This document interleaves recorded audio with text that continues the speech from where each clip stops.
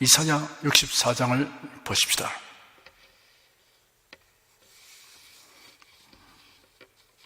(64장) 1절, 2절, 2절을 다 같이 읽겠습니다.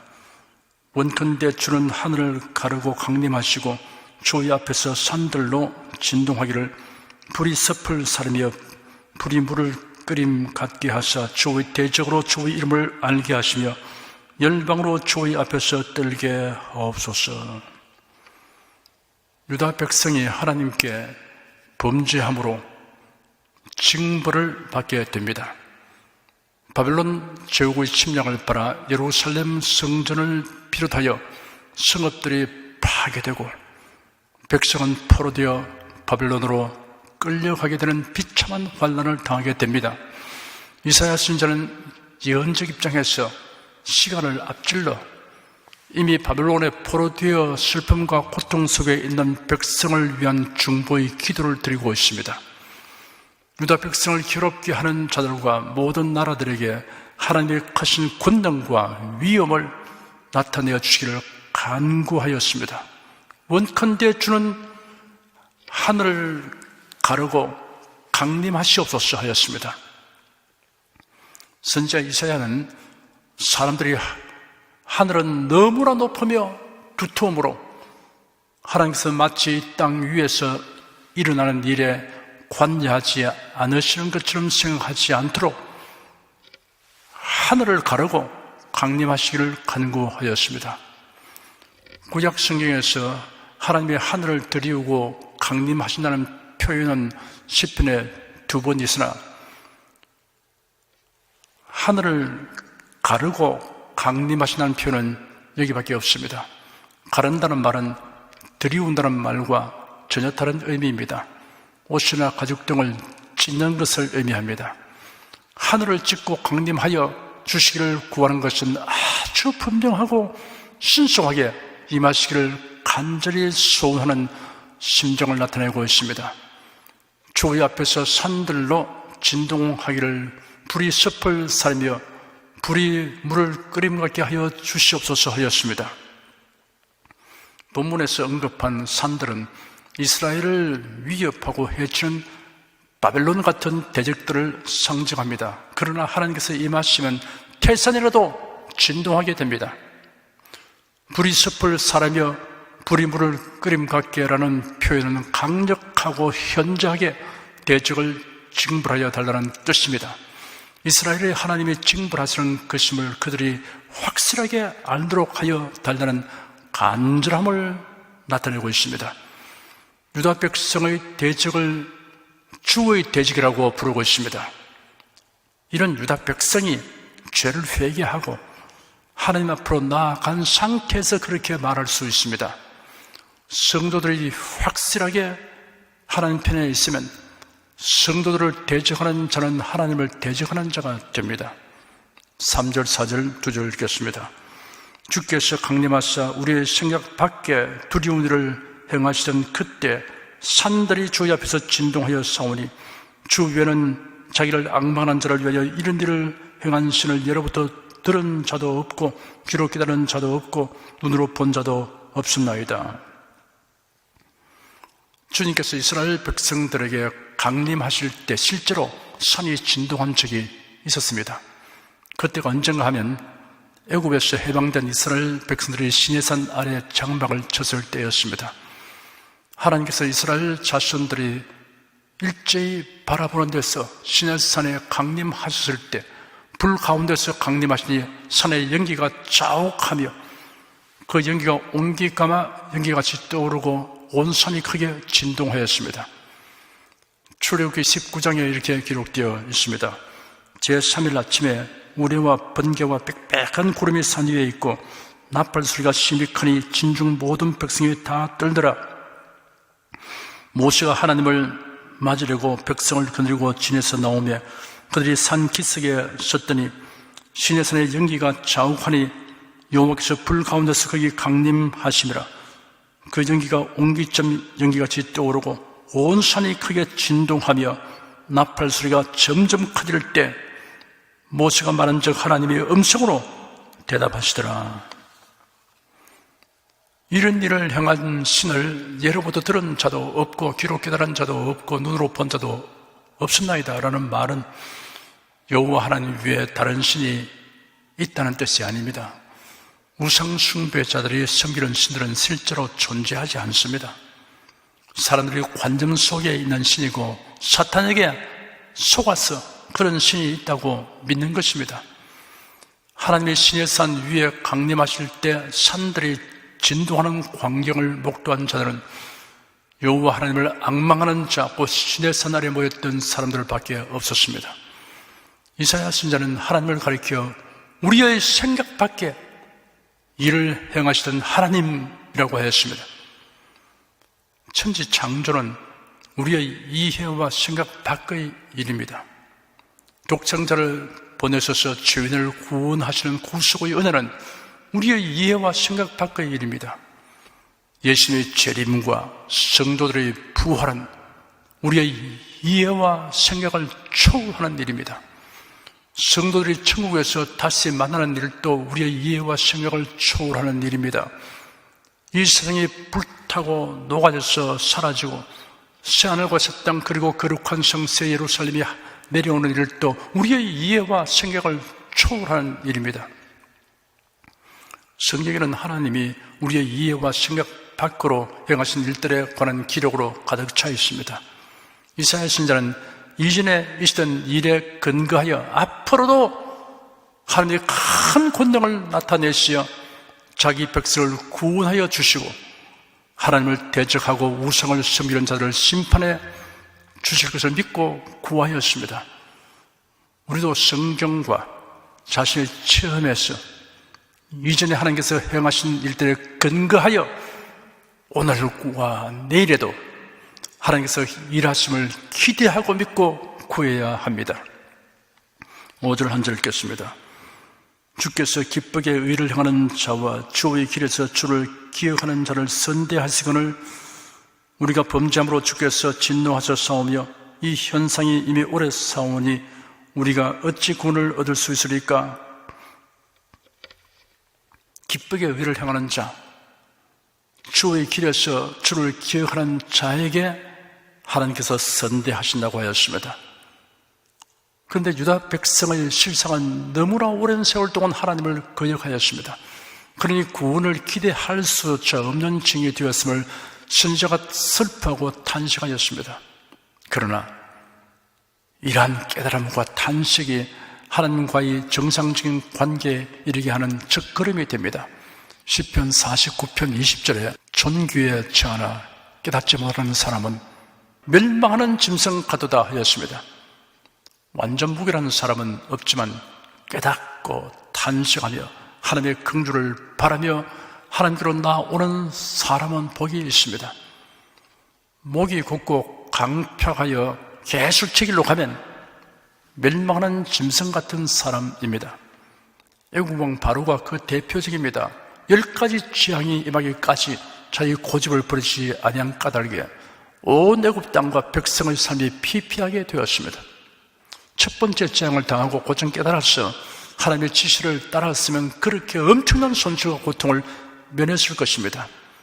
하나님에 대하여 강팍하게 행하는 것은 미련의 극치입니다. 6절 한 절 읽겠습니다. 대저 우리는 다 부정한 자 같았어.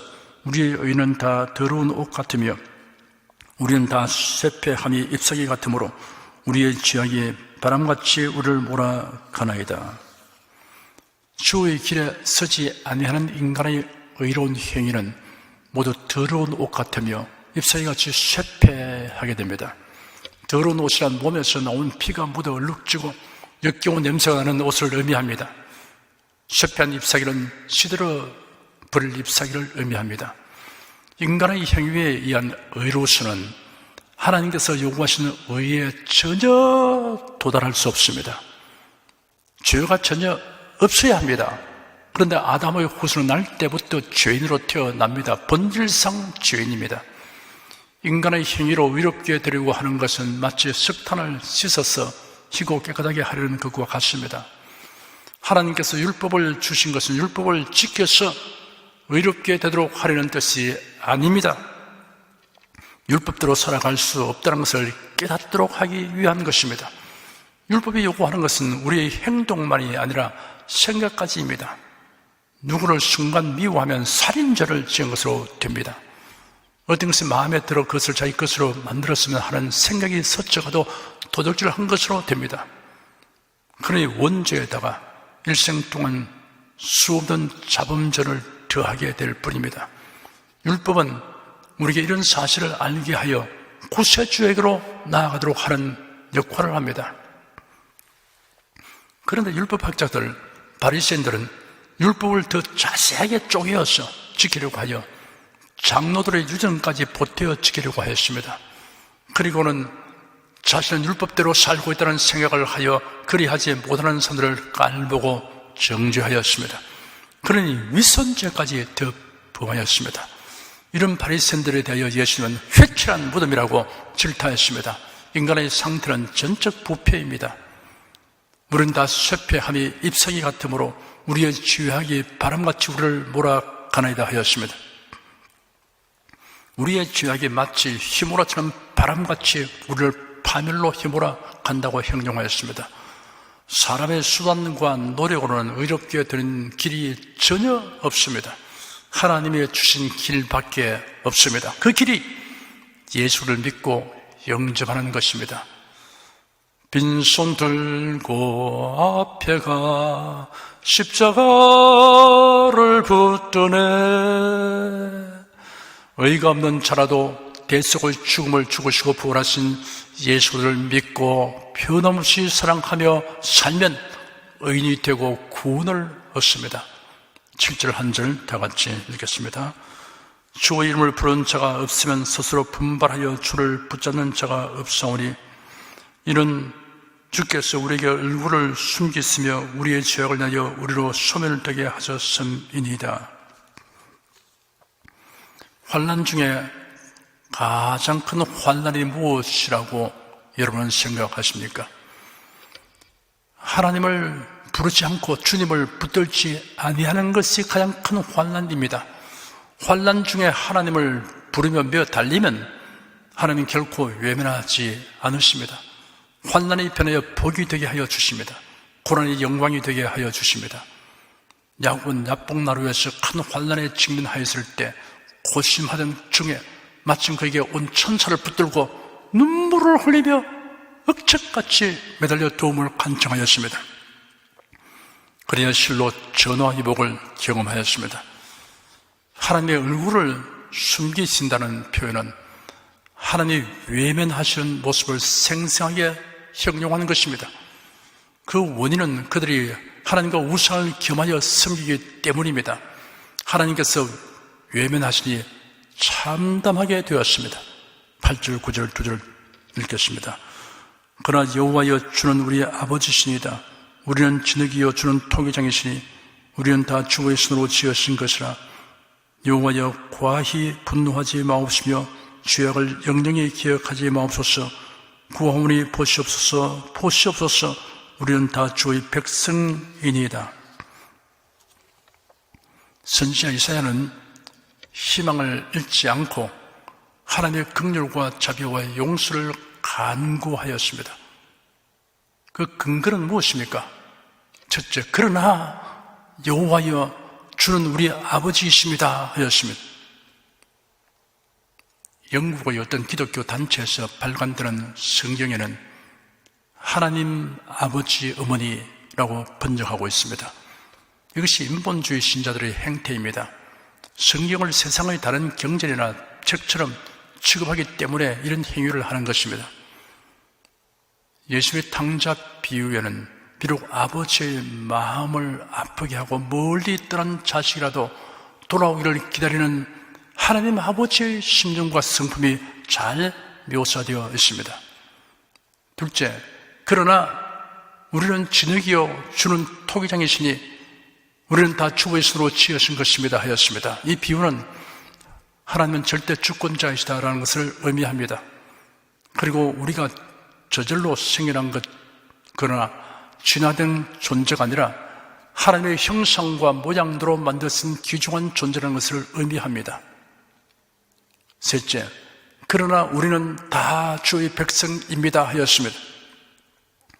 여기서 주의 백성이란 하나님의 언약을 바른 백성을 의미합니다. 언약에는 명령이 내포되어 있습니다. 너희가 이렇게 하면 내가 이렇게 하겠다라는 언약입니다. 하나님의 언약을 파기하신 일은 없습니다. 인간이 하나님의 언약을 무시하고 행동함으로 화를 자초하는 것입니다. 하나님의 언약의 정수가 예수 그리스도입니다. 예수를 믿고 사랑하며 섬기는 자를 향한 언약 안에 있는 부여와 영광은 다 형언할 길이 없습니다. 10절부터 12절까지 읽겠습니다. 주의 거룩한 성읍들이 광야가 되었으며 시온이 광야가 되었으며 예루살렘이 황폐하였나이다. 우리 열조가 주를 찬송하던 우리의 거룩하고 아름다운 전이 불에 탔으며 우리의 즐거워하던 곳이 다 황무하였나이다.